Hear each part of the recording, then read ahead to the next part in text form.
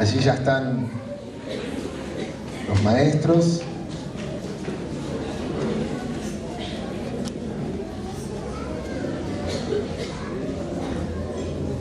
Quiero aprovechar también para recordarle que este es momento para poder o apagar nuestros celulares o ponerlos en modo silencioso, de manera que podamos estar todos prestando atención. Y si llega a entrar una llamada, bueno, solo usted se pueda enterar y así no estamos llamando la atención de los que están a nuestro alrededor, ¿sí? Yo le agradezco mucho. La semana pasada hablamos acerca de la ley y de la gracia, ¿no? El Señor nos habló y nos ministró acerca de por qué tantas veces en la palabra, en la Biblia, leemos acerca de la ley y acerca de la gracia y qué significaba ello, ¿no? ¿Por qué el contraste y por qué la necesidad de la gracia luego del tiempo de la ley? Y la verdad es que cuando miraba este videíto, la primera vez que lo veía, ¿cómo explica de una manera tan clara cómo es la gracia de Dios? ¿No? La gracia de Dios es ese acto que hizo Jesús de venir, como decía Sandra, de hacerse vulnerable, sensible como nosotros, habiendo dejado todo su poder, toda su gloria, y de habernos reconciliado con Él mismo. Él vino para ser el propiciador de nuestra reconciliación con Él. Por eso no es algo nuestro, no es algo que lo podamos ganar, es algo que hemos recibido, es un regalo. La Biblia llama un don de Dios. Y muchas veces también aparece en la palabra la gracia de Dios descrita como el favor de Dios. Cuando usted lee en su palabra, en la Biblia, que dice el favor de Dios está hablando de esta gracia de Dios. Y cuando nosotros pensamos en favor, ¿no? Si yo vengo y le digo a cualquiera de los que están sentados acá en la primera fila, le digo, mirá, necesito que me hagas un favor. ¿Me podés traer un vasito de agua? Gracias. ¿Qué significa pedir un favor? Es pedir que la otra persona haga algo por mí, ¿no es cierto? Que muy probablemente yo no merezco. Porque no hice nada, no le pagué, porque si le estuviera pagando ya no es un favor, ¿no? Entonces, cuando Dios obra y cuando el favor de Dios obra por nosotros, en nosotros, es que estamos recibiendo dádivas de parte de Dios que nosotros, por esas dádivas, no vamos a tener que pagar. No vamos a tener que retribuir. Si no, no sería un favor, ¿no es cierto? Cuando uno hace un favor, no está esperando nada a cambio. Si no, no sería un favor. Así opera el favor de Dios. Y está bueno esto, me encanta, porque no lo podemos comprar. La salvación de Cristo no la podemos comprar. Hablábamos la semana pasada también de que nada de lo que nosotros hagamos de manera positiva va a hacer de que Dios me ame más. Por más que yo me porte bien, por más que yo estudie en la escuela, por más que sea el mejor hijo, por más que me esfuerce por ser el mejor papá, no va a hacer que Dios me ame más. Y de manera contraria, si yo no me porto tan bien, como veíamos también en el video, si yo me equivoco, si yo peco, tampoco va a hacer de que Dios me ame menos. Pero dejábamos bien en claro que una vez que nosotros entregamos nuestra vida a Jesús, una vez que Él escribe nuestro nombre en el libro de la vida, aquel que nos asegura la entrada a la eternidad en el cielo, tenemos dos maneras de vivir la vida: siendo bendecidos o no. Podemos vivir una vida de victoria y de bendición, o podemos vivir una vida miserable. Una vida en donde los problemas nos agobien. Una vida en donde las situaciones cotidianas tengan poder y autoridad sobre nosotros para traernos depresión, angustia, para imponernos límites. Ahora, cuando nosotros pensamos y decimos, bueno, pero ¿cómo hago para vivir una vida de bendición? Una vida de bendición, una vez que yo ya entregué mi corazón al Señor, está íntimamente ligada a una vida de integridad. Si yo quiero ser una persona bendecida, tengo que ser una persona íntegra en todas las áreas de mi vida. ¿Por qué? Porque es la integridad la que activa el favor de Dios, la gracia de Dios. Nosotros vamos a ver que en determinadas situaciones nos vamos a presentar ante alguien y esa persona nos va a decir, mira, la verdad que no sé por qué estoy siendo bueno con vos. No te conozco, no sé quién sos, sin embargo, te estoy ayudando y esto yo no lo hago con nadie. Y usted se va a reír y va a decir, yo sí sé por qué estás siendo bueno conmigo. Estás siendo bueno conmigo porque el favor de Dios está obrando en tu vida para que vos me bendigas. Dice la palabra de Dios en Proverbios capítulo 3, recién leíamos parte, Proverbios 3 del 1 al 6.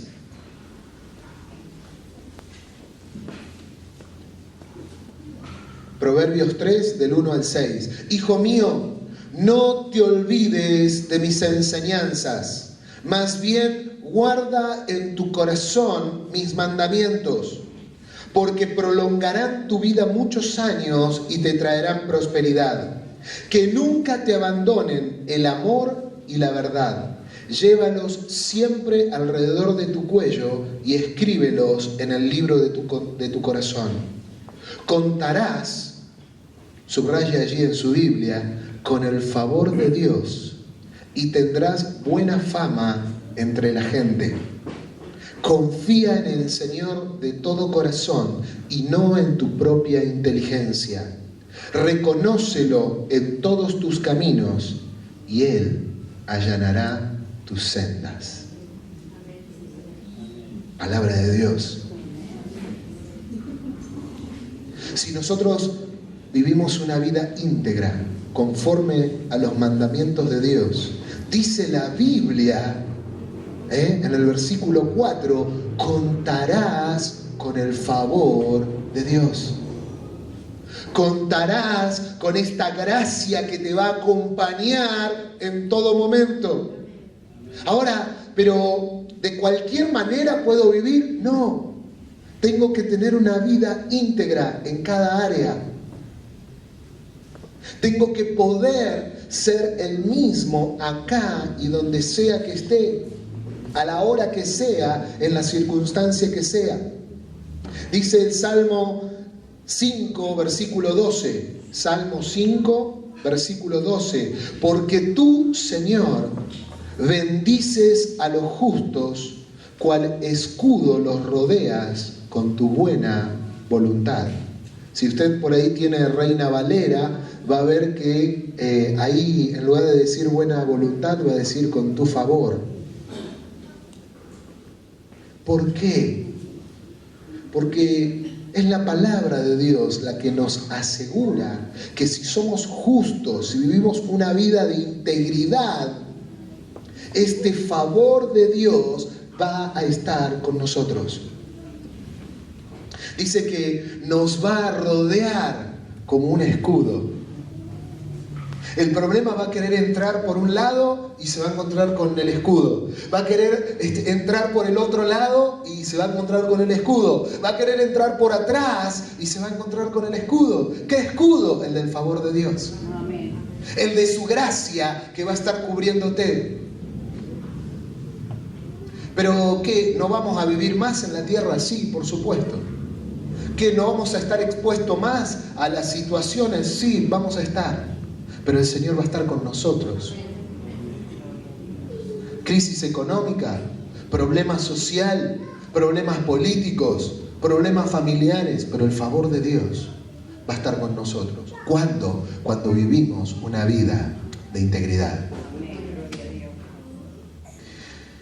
Cuando nosotros leemos y aprendemos en la palabra de Dios de cómo es el diseño que Dios tiene, nos vamos a dar cuenta que andar en integridad está alineado con el diseño de Dios para nuestra vida. Es importantísimo que nosotros podamos entender que si quiero vivir una vida permanentemente en el favor de Dios, tengo que vivir en integridad. Tengo que cumplir los mandamientos, los preceptos, las ordenanzas que el Señor nos dejó. Porque hay un diseño. ¿Se acuerdan que muchas veces hablamos de que la Biblia es nuestro manual del usuario? ¿Queremos saber cómo vivir la vida? ¿Queremos saber cómo poder sacarle el mayor provecho? Tenemos que leer la Biblia, tenemos que recurrir al fabricante, porque acá está el diseño, el propósito que nosotros tenemos para poder vivir la vida y sacarle el máximo provecho. Amén. ¿Por qué conformarnos con menos? Si usted tiene un auto que puede andar a 100 kilómetros por hora, ¿por qué va a andar en primera solo a 20, consumiendo un montón de combustible y andando muy lento? Es cuestión de mirar el manual del usuario y que usted sepa que tiene una caja de 5 velocidades, si es de 5, y que en la medida que usted aumenta la velocidad y va pasando los cambios, el auto consume menos. ¿Para qué ir a 60 en segunda si puedo ir en cuarta y consumo un cuarto del combustible? Sacar el mejor provecho teniendo en cuenta el manual del usuario. ¿Por qué vivir la vida a los golpes, sufriendo, si el Señor nos dejó la manera de poder vivir la vida verdaderamente tomado de su mano, siendo guiados por Él? ¿Para qué estar perdiendo tiempo, horas y horas, noches sin dormir, preguntándonos qué decisión tomar, cómo hago, cómo resuelvo esta situación, cómo salgo de este problema? Si la palabra de Dios nos dice que confiemos en Él, que vayamos a Él, que le consultemos a Él. Por eso la palabra nos decía que no confiemos en nuestra propia prudencia, en nuestra propia sabiduría. Cuando cualquiera te diría, bueno, vos tenés experiencia, fíjate lo que te pasó anteriormente y sacá tu propia conclusión. Sos una persona grande ya. ¿Qué pasó? ¿Nunca pasaste por una situación así? ¿No aprendiste de las situaciones anteriores?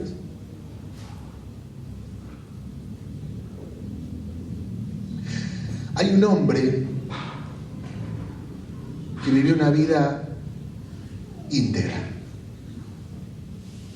y que este hombre se llama José. Nosotros conocemos la historia de José, la hemos leído muchísimas veces. Allí en Génesis, del capítulo 37 al capítulo 50, si usted quiere, anóteselo para leerlo en casa. De Génesis, capítulo 37 al 50, ahí tiene toda la vida de José. José era hijo de Jacob, era nieto de Abraham, y era un hombre que realmente vivió una vida de integridad. Mire lo que dice la palabra en Deuteronomio 33:16. Acompáñeme, por favor. Deuteronomio 33:16.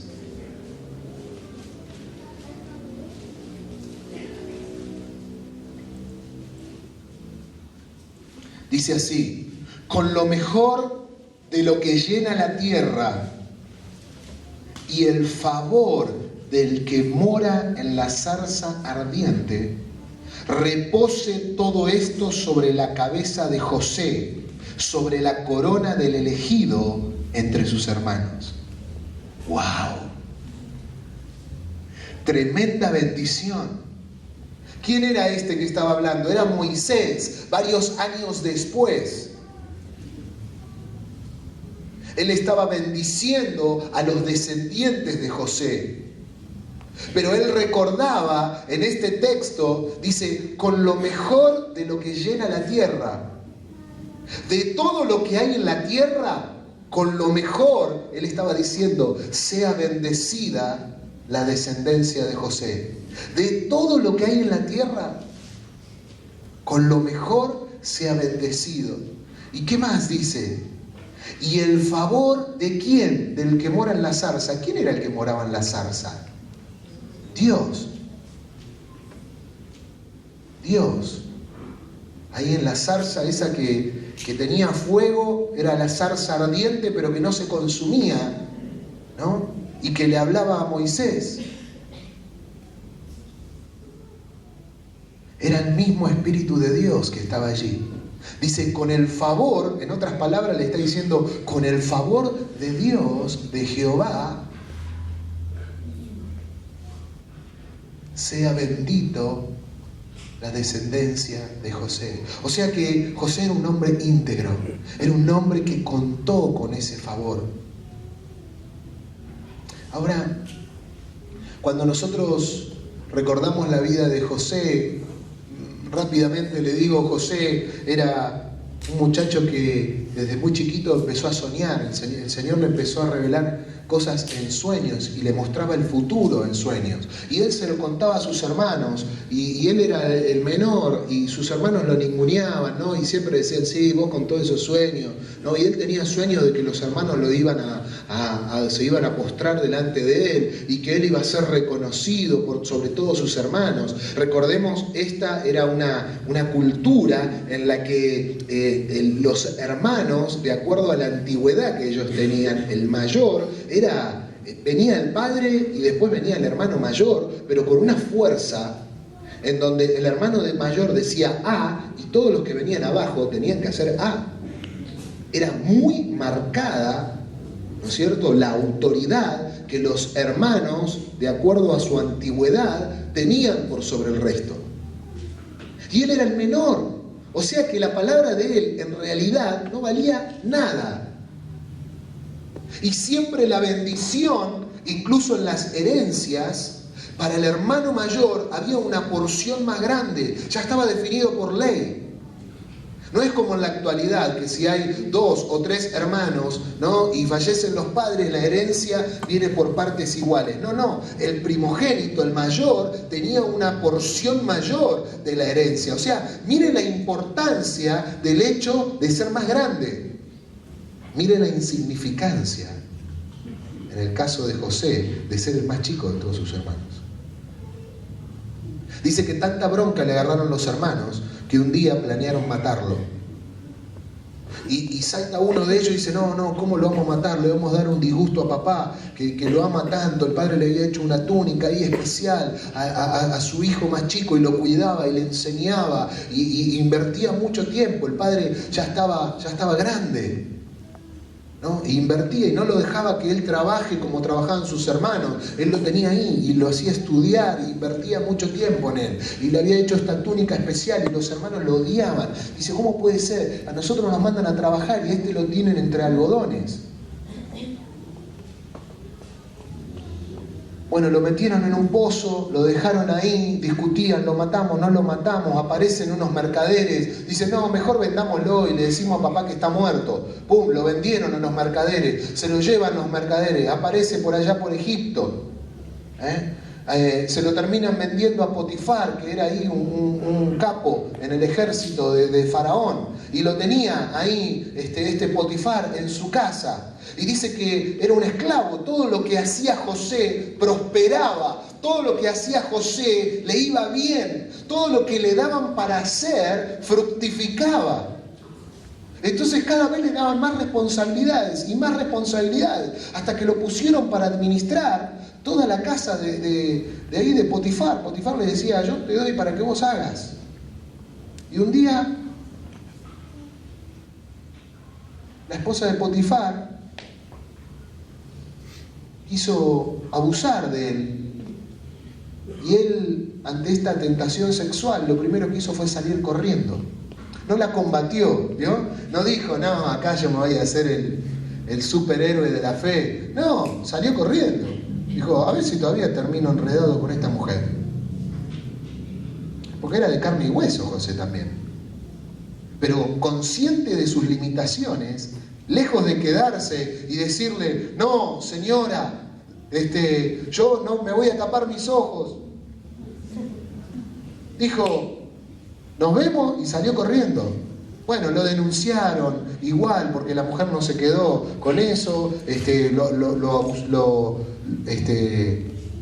igual le hizo la denuncia como si él lo hubiese abusado, terminó preso José. No sé cuántos años estuvo allí preso. Y así todo conoció gente de influencia. Y él les hablaba. Y así todo en la cárcel era una persona reconocida, ¿no? Y él revelaba los sueños de los demás.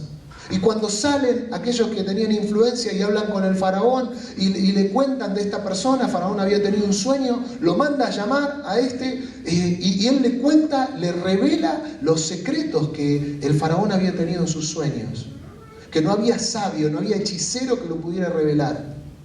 Y sin embargo José lo pudo hacer a causa de la gracia, del favor de Dios que estaba sobre su vida. En consecuencia, Faraón lo termina poniendo por sobre todos en Egipto. Dijo, yo soy el faraón, pero de mí para abajo, todas las personas antes de hacer algo te van a tener que pedir permiso a vos. Lo puso por administrador de todo. Mire, él pasó de ser esclavo, de estar en un pozo, de estar en una casa en esclavitud, de haber sido acusado, terminó a ser el administrador, el número 2 de lo que era en ese momento la potencia mundial. ¿A causa de qué? A causa de la gracia de Dios en su vida. ¿A causa de qué? De que José se mantuvo íntegro. Que José se mantuvo íntegro. A mí me gustaría resaltar algunas características de la vida de José. José tuvo integridad en su carácter. Fue una persona que, a pesar de haber sido su carácter forjado a causa de las situaciones adversas, imagínense ser odiado por sus hermanos. Él era el que siempre era dejado de lado. Él era el menospreciado. Él era el que, si él llegaba con algo, todos se abrían y lo hacían a un lado.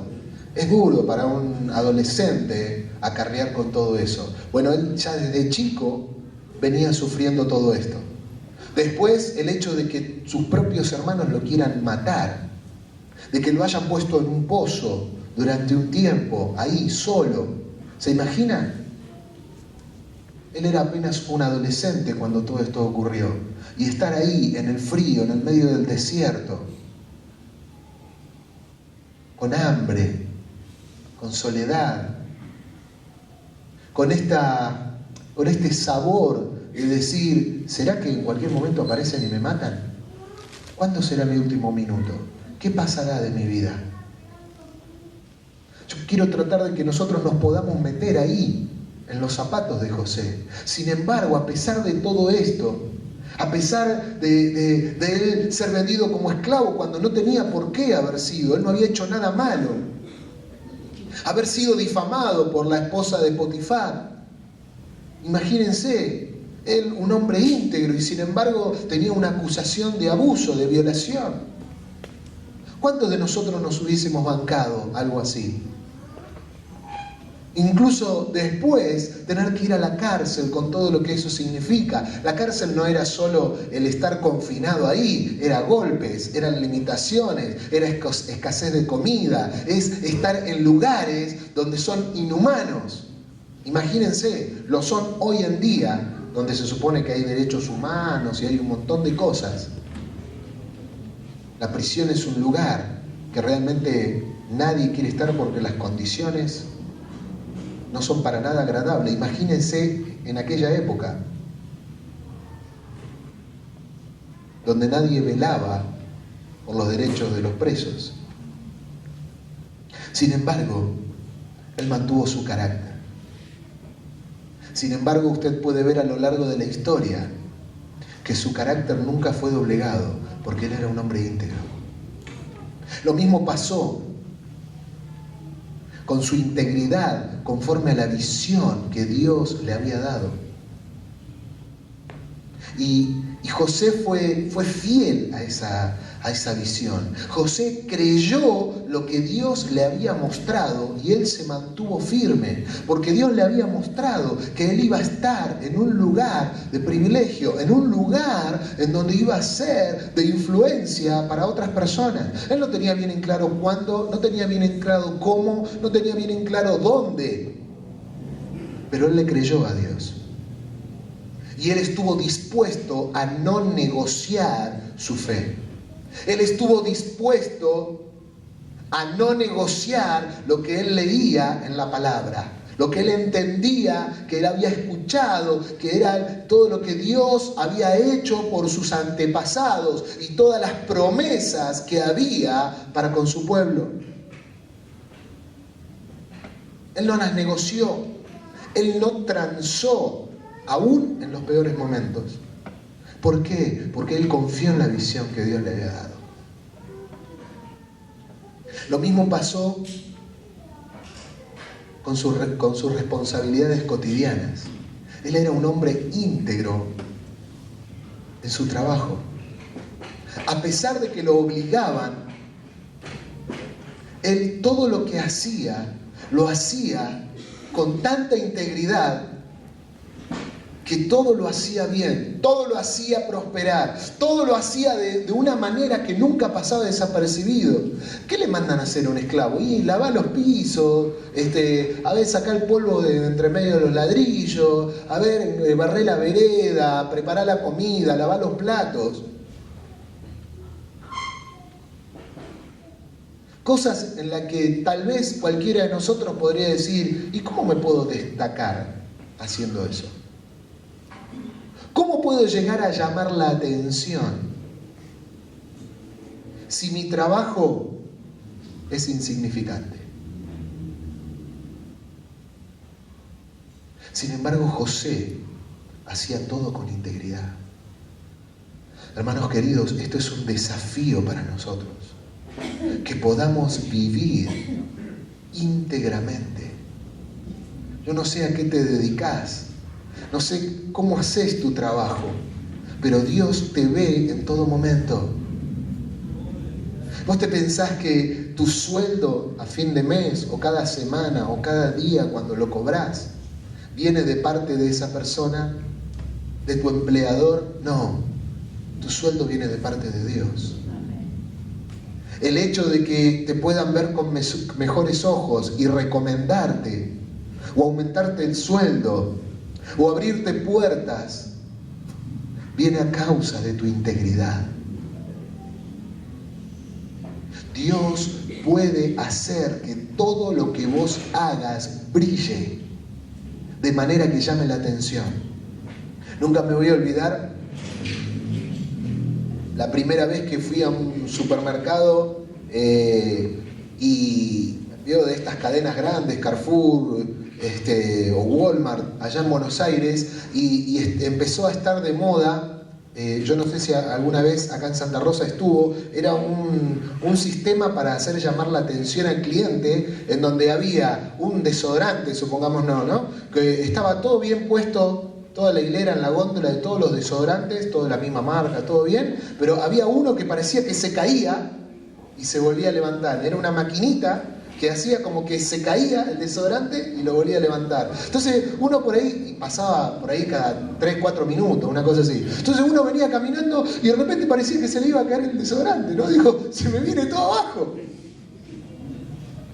Una excelente manera de llamar la atención. O sea, la gente que estudia marketing se las rebusca de todas las formas posibles para llamar la atención del consumidor.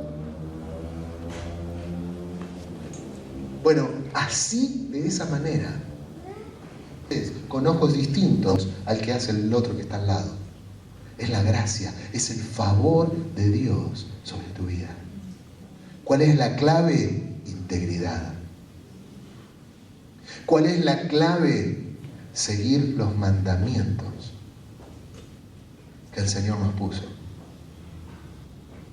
Cuarto, integridad en la vida moral. José fue un hombre íntegro, aun cuando nadie lo veía. Era un hombre que no necesitaba que ni Potifar ni quien le había dado la tarea esté ahí observándolo. A ver, ¿lo hiciste? A ver, ¿cumpliste? ¿Te tengo que andar recordando cómo se hacen las cosas? ¿Te tengo que andar recordando cuáles son los estándares que nosotros usamos acá?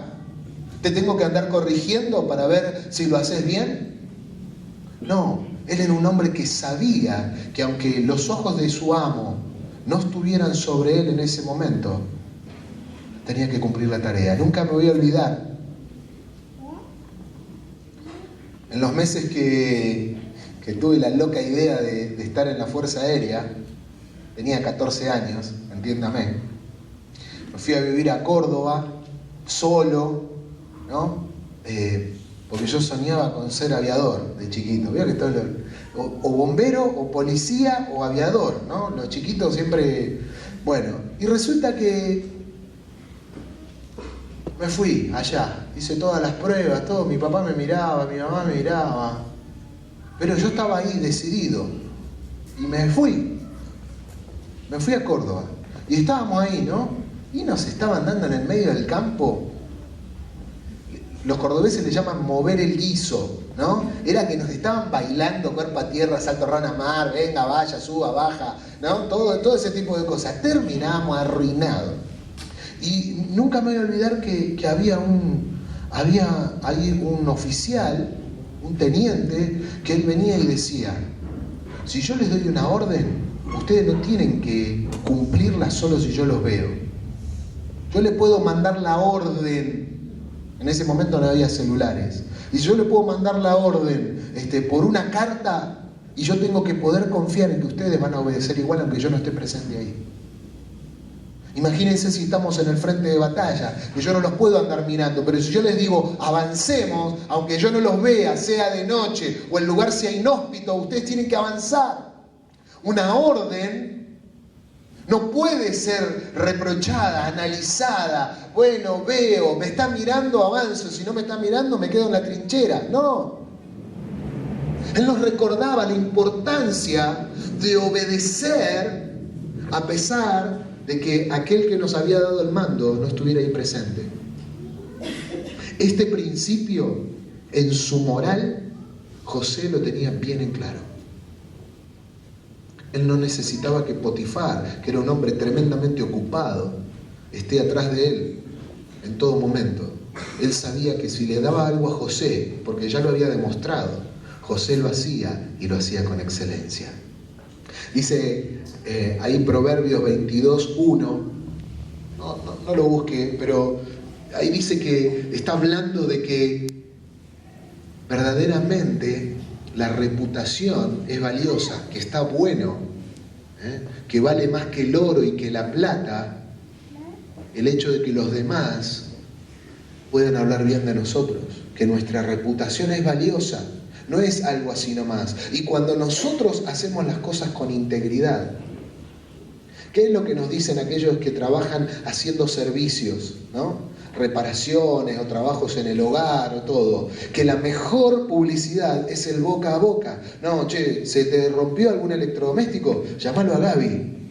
A Gaby, nuestro tecladista que repara electrodomésticos. No solo te repara electrodoméstico, te lo pule, te lo deja. Es verdad esto. Es un chivo que pasa acá abajo. ¿Me entiende? Entonces, a usted se le rompió la plancha, se le rompió el lavarropa también. ¿Hacemos lavarropa? Lavarropa. El microondas, el DVD, lo que sea. 0800 Vicente y ahí va.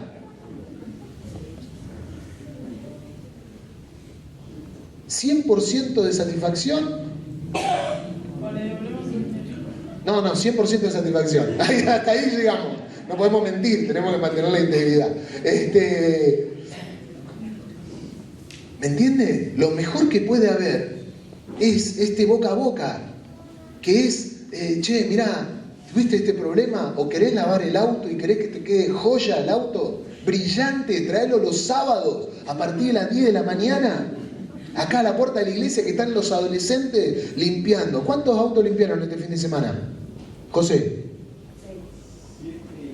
7 y 3 motos. ¿Está incluida la camioneta ahí? Pasaban los vecinos y dice, ¿están lavando autos? Y los chicos lo miraban y decían, no, ¿qué les digo? ¿Que sí o que no? Estamos con la hidro, eran jabón de acá hasta el piso, sí, estamos lavando, señor. Ah, bueno, te lo dejo, ¡pum! Y venían y lo dejaban, no es que preguntaban, ¿puedo? ¿Cuánto sale? No, venían, pasa otro y dice, ¿la camioneta también? Y dale, le dijeron los chicos, ¡pum! Puso la camioneta en la puerta, lavaron la camioneta. Así que acuérdense, próximo sábado a partir de las 10 de la mañana. ¿Con quién se pueden anotar? ¿Con José? O Brian. ¿Está Brian? Debe estar arriba. Bueno, a ver, parate, José. Ahí está. Al final lo van a ver a él. ¿Quiere que su auto quede lavadito? Este es el chivo en medio de la... ¿Veo? Bueno.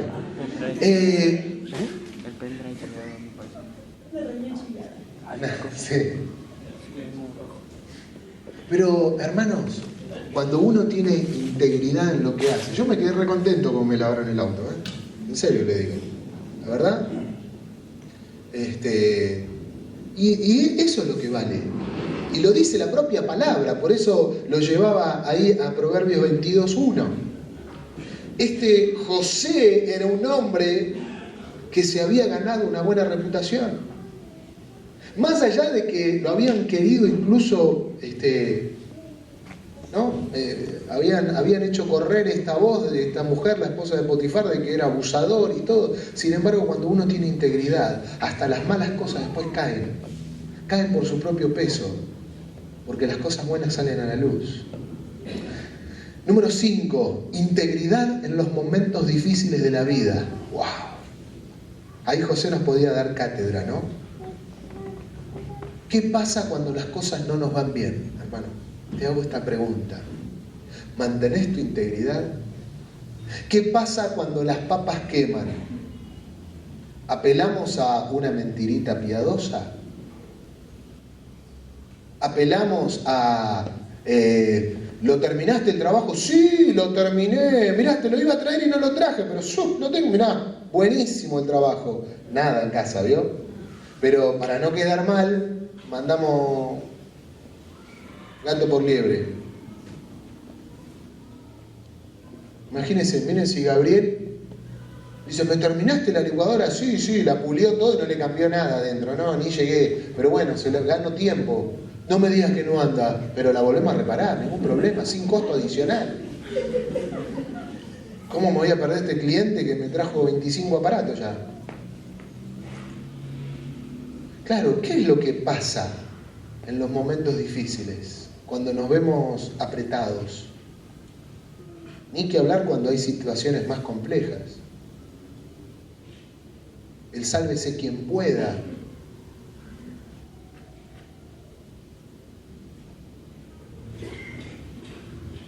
Por último, José tuvo integridad incluso en el poder, cuando estaba en el gobierno. Qué difícil es, porque muchas veces asociamos la integridad con las cosas sencillas, con las cosas básicas, pero es también tan importante tener integridad cuando tenemos poder, cuando estamos en el gobierno o cuando estamos en un lugar donde somos de influencia. Hoy por hoy están saliendo casos en las noticias acerca de corrupción. La justicia después dirá si es verdad o no, pero que hay un montón de acusaciones, hay un montón de programas que están lanzando cosas, que las valijas, que la plata, que va para arriba, que viene para abajo, que cruzaban para Chile, que lingotes de oro, que en lugar de contarlas la pesaban, qué sé yo, todo ese tipo de cosas. Ahora, ¿necesitamos gente íntegra aún en los lugares de poder o no, querido hermano? Necesitamos gente íntegra. Hoy la sociedad está asqueada de los líderes que tienen doble cara, que tienen doble ánimo, dice la palabra, que dicen una cosa y después hacen otra. Tenemos que pararnos como referentes ante nuestra sociedad. Gente de integridad. Y no es para cualquiera. No es para cualquiera. Pero cuando nosotros decidimos vivir una vida conforme al corazón de Jesús, escribir los mandamientos en nuestro corazón, aprendérnoslos en nuestra mente, esto nos va a garantizar, dice la palabra, bendición, el favor de Dios sobre nuestra vida.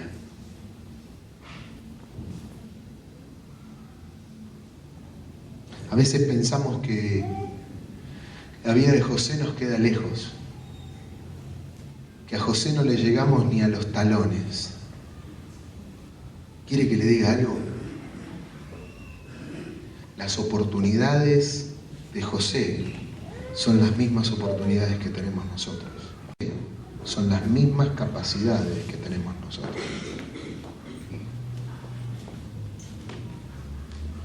No pasaron menos de 15 años entre que los hermanos trataron de matarlo hasta que José fue puesto en este lugar de influencia, de gobierno. 15 años. Sin embargo, él se mantuvo íntegro. ¿Estamos nosotros dispuestos a vivir, a inclinar tu rostro, a cerrar unos segundos tus ojos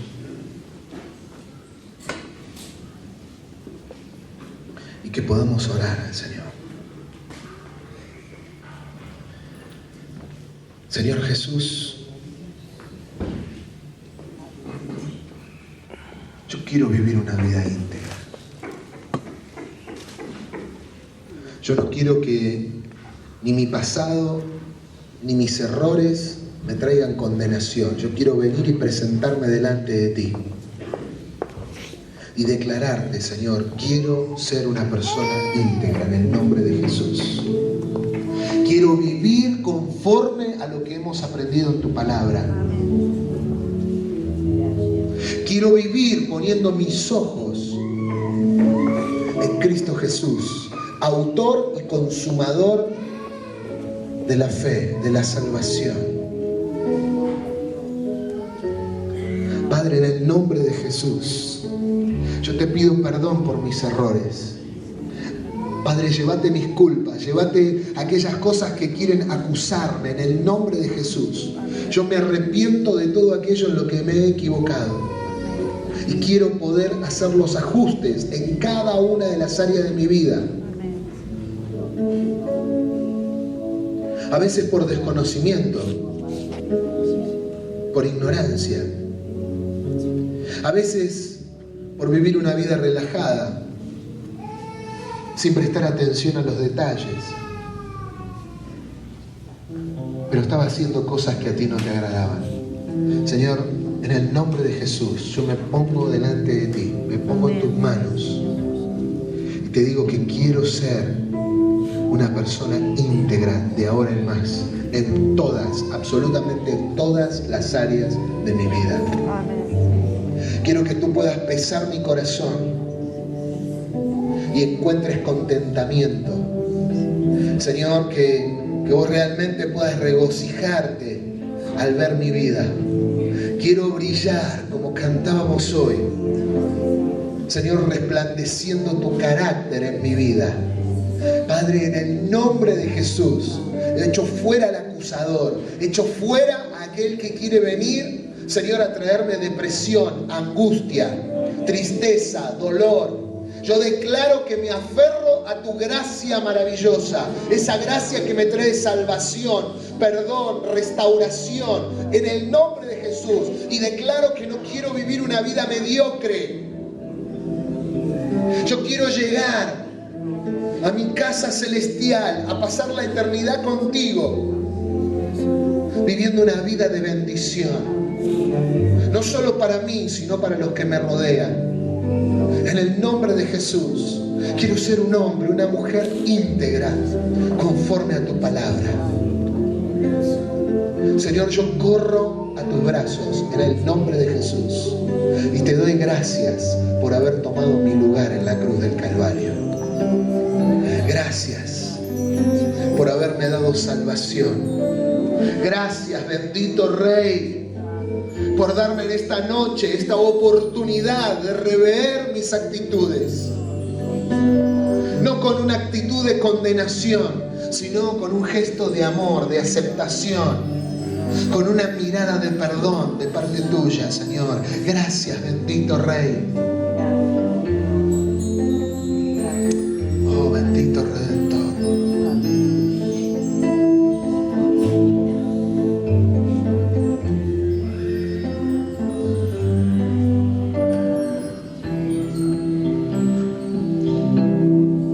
Si vos querés correr así a los brazos del Señor, yo te animo a que pases y estemos orando juntos.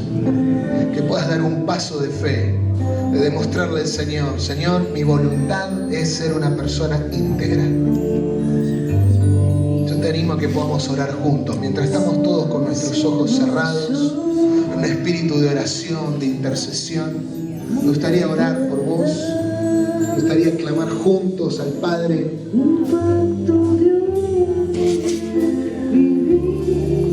Donde podamos marcar un antes y un después en nuestra vida. Donde la integridad pase a ser una cualidad que me caracterice de todo el resto. En el nombre de